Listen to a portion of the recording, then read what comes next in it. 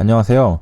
HLB가 OS는 결과가 좋지 못했지만 PFS는 결과가 좋았다는 사실은 이제 대부분 아는 사실이죠. 그리고 OS가 좋지 않아도 괜찮다라는 주장을 하시는 분들이 예시로 드는 게 바로 여기 간암 신약 렌비마입니다. 이번 영상에서는 이 부분에 대한 궁금증을 해결하기 위해서 마련을 했고요. 렌비마도 OS가 좋지 않았거든요.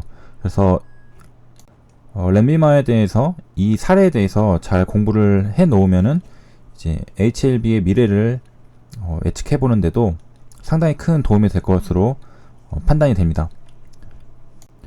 그래서 뭐 차근차근 다 설명할 테지만은 바로 결론 부분을 먼저 보겠습니다.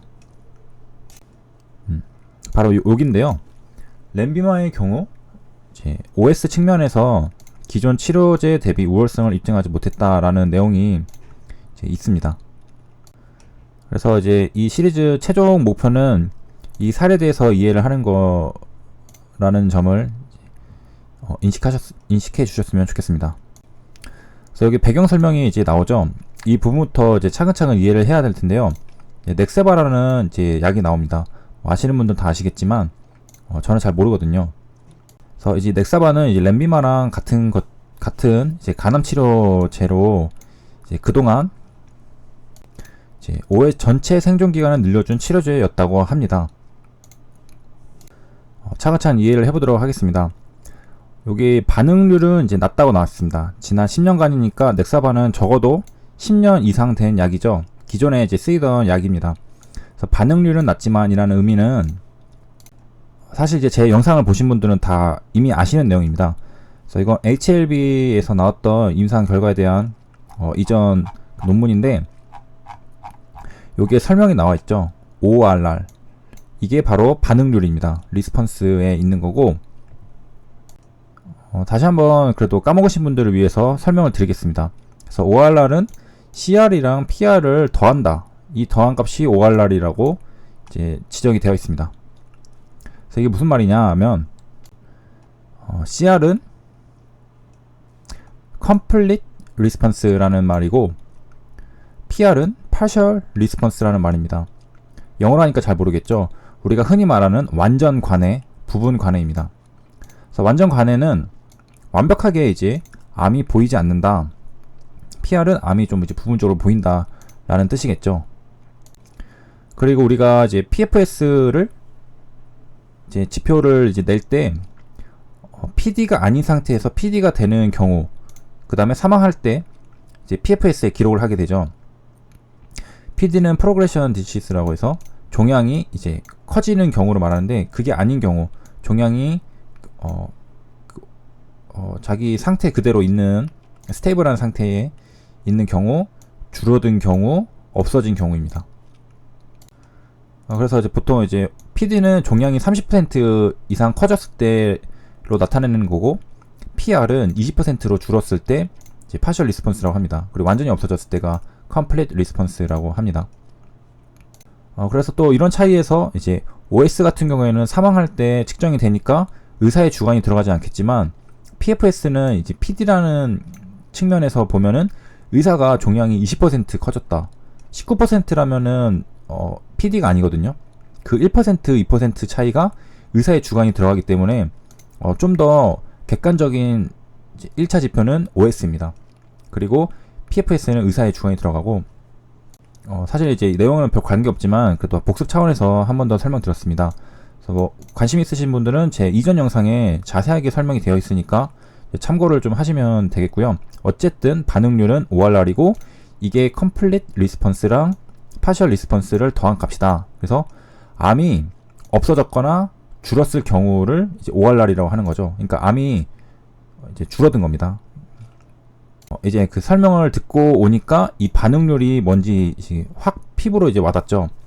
암이 이제 줄었거나 없어진 경우를 이제 말하는 건데 이제 넥사바는 그런 이제 반응률은 좀 낮았다고 합니다. 하지만 유일하게 OS를 늘려준 치료제였다라는 겁니다. 암이 뭐 작아지거나 없어지진 않았지만 생존기간이 이제 늘어났다는 겁니다. 그래서 보통 암은 5년 생존율이 이제 몇 %이냐라는 걸로 예후를 이제 판단하게 되는데, 이제 5년 생존율이 높을수록 이제 그래도 좀 치료를 해볼 수 있는 좀 괜찮은 암이다. 그리고 이제 현대 의학이 발전하면서 5년 생존율이 지금 계속해서 늘어나고 있죠. 거기에 이제 도움을 큰 역할을 또 했었던 게 넥사바입니다. 그래서 이 배경 설명에는 이제 그러다 보니까 간암 치료에 있어서 OS가 중요한 지표로 활용됐다라고 설명을 하고 있습니다. 그러던 와중에 이제 반응률이 40%까지 높인 렌비마가 이제 등장을 한 거죠. 여기 위에 또 설명이 있는데, 기존 치료제 대비 종양 크기 대폭 축소 등 반응률 높아. 아까 우리가 그 배경 지식을 좀 학습하고 오니까 이런 내용이 이제 자연스럽게 받아들여지죠. 종양 크기 대폭 축소가 반응률이랑 같은 거다. 그래서 이제 여기까지는 다 이제 해결이 됐습니다.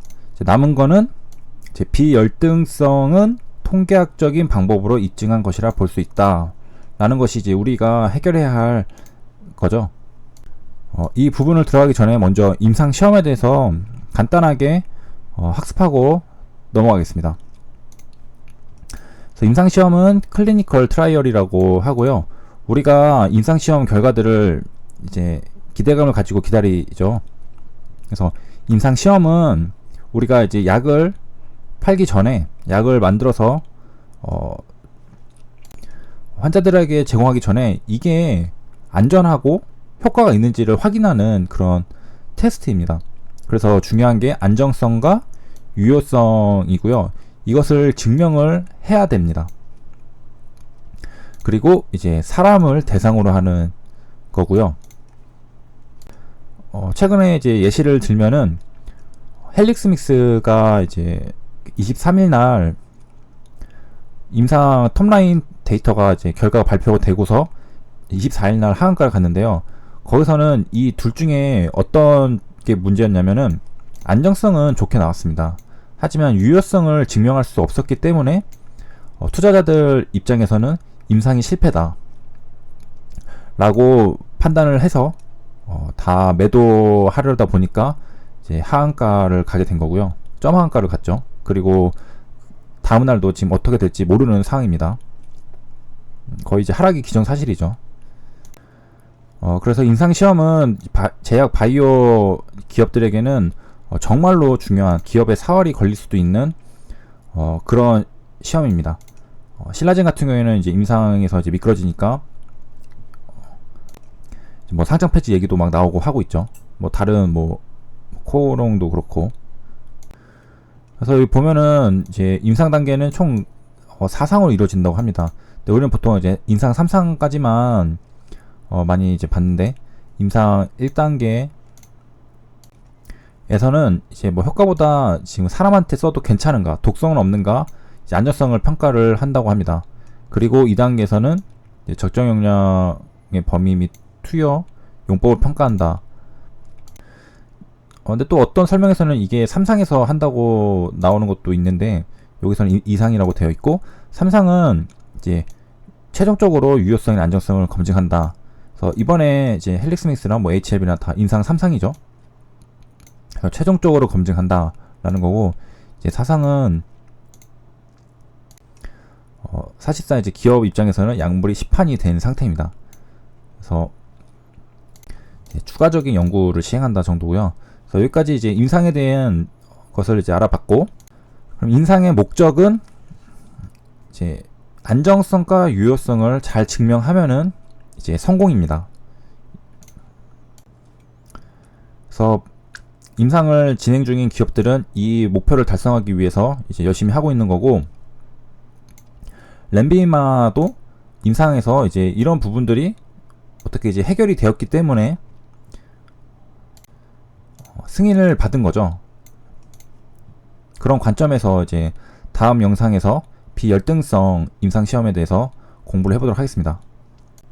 그리고 마지막으로 이제 주가 한번 보면은, 오늘 헬릭스믹스 같은 경우에는 점 하한가를 이렇게 갔는데, HLB는 그래도 뭐 한 마이너스 4%에서 이제 끝나줬는데 또 잘 조정을 지금 받은 상태고, 바이오 섹터가 전부 다 무너질 수 있었지만 뭐 메지형 같은 경우에는 오히려 상승하고 이렇게 했죠. 그래서 바이오 섹터는 전체적으로 힘든 시기입니다. 이상으로 영상 마치도록 하겠습니다. 감사합니다.